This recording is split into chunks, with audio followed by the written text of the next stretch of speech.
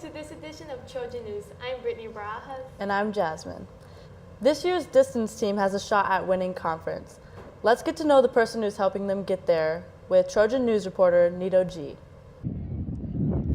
For every great athlete, there's an even greater coach. Fortunately for the Trojan distance track team, they have Corey Schmidt, fondly referred to as Schmitty. Seniors on three. 1, 2, 3. Seniors!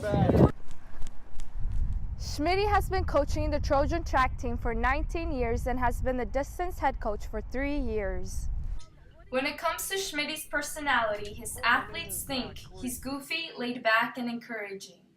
Jordan Melendez and Miranda Thier both have been coached by Schmitty at WHS.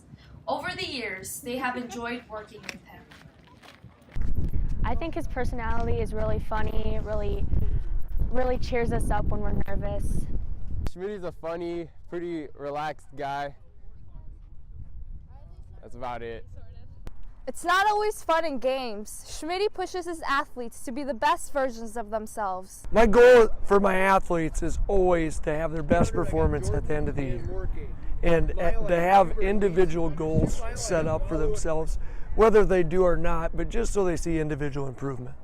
For regular runs, Schmitty makes a team run 4 to 5 miles. For speed workout, it consists of ladders of 200, 400, and 800 meters with a mile.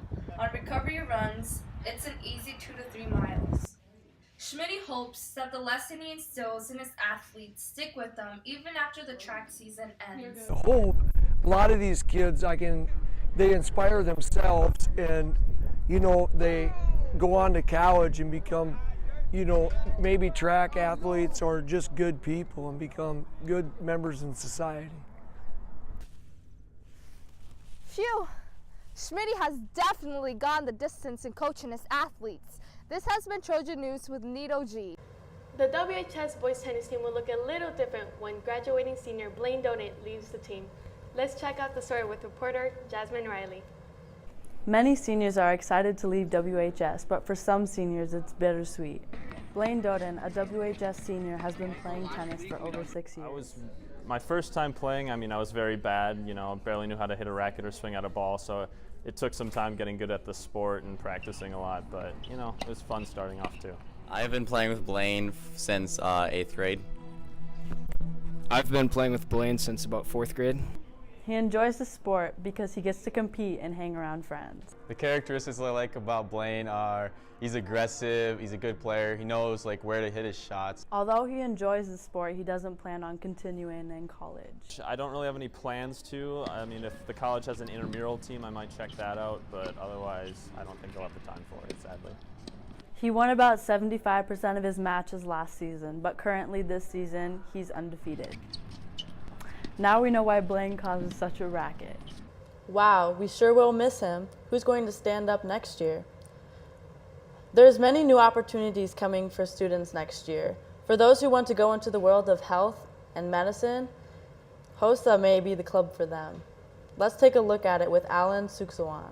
What does it take to be a medical professional? Nurses, home care aides, and medical assistants are some jobs with high demand in the field. But one of the biggest challenges for students is getting an opportunity to learn. Hi, I'm Alan Sukswan, and today we're going to be taking a look at the HOSA Club, which starting next year will be a means for students to get in touch with the medical science field. Playing a big role in getting things started is Jocelyn, a WHS senior and student representative. I am a senior.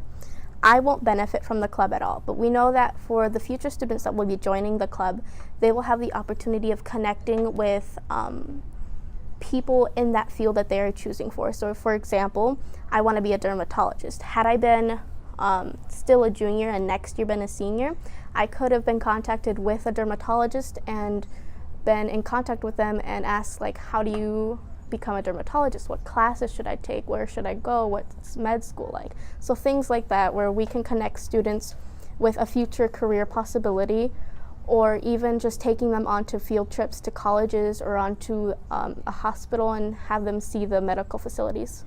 And I think that with HOSA, we can, even if it starts out small, we can still do major things and grow from that. Like HOSA has certain competitions, almost like a BPA, where they go to a specific spot, they compete, and they get awards. Okay, so I am on the school board as a student representative, and because of that I was contacted by one of the state officers for HOSA, and she asked if we would be interested in creating a chapter of HOSA at this high school. And I said yes. So just from behind the scenes, we're the ones that started everything. And then I was able to find an advisor, Mrs. Mills, who agreed to advise the club. And we've just slowly been increasing it. And now we've been approved by the school board and by Mr. Noble. HOSA actually used to be called Health Occupation Students of America. They recently went through a name change, although they're still using HOSA. It's really Future Health Professionals.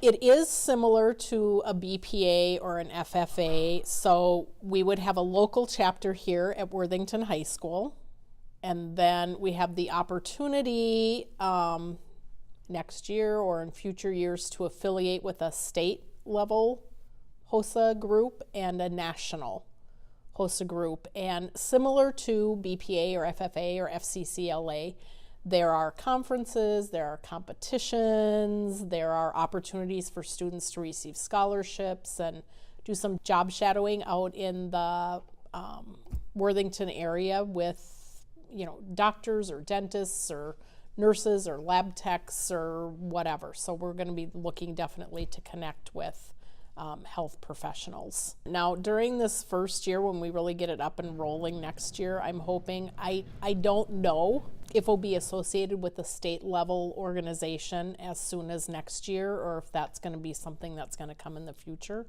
So next year, we're going to just look to talk to students about what it is, have some meetings, maybe do some fundraising, so that when we get to the point where we're ready to engage in the state or national level, that we have some funds to be able to go to conferences and participate in some of those additional things. There are opportunities to apply for scholarships for those that participate in HOSA. It's a competitive scholarship, so it's not a guarantee, but certainly if we would affiliate with the state and the national level at some point, there are scholarship opportunities. There aren't any specific criteria for students to be in, but certainly I would think that somebody that would want to be involved in it would be somebody that would be interested in some healthcare profession. But it's not limited by just doctors or nurses. I mean, you can be somebody that's interested in X-ray or sonography or surgical technology or lab tech or medical insurance and billing. I mean, all of those are healthcare professions. So yeah, there isn't a limit. This opportunity to interview with you guys and get the word out through Trojan News is a great opportunity. So certainly if students are interested, they can come down and see me in room 512. But we'll really get the ball rolling next year for sure. But I'd like to get just an interest inventory this year to see if there's any level of interest on the students' part to start a group. Remember, the HOSA Club will be starting next year, so make sure you take the opportunity when you have it. This has been Alan Sukswan with Trojan News. Our future health professionals will feel right at home with the club. This has been Trojan News with Brittany Barajas and Jasmine.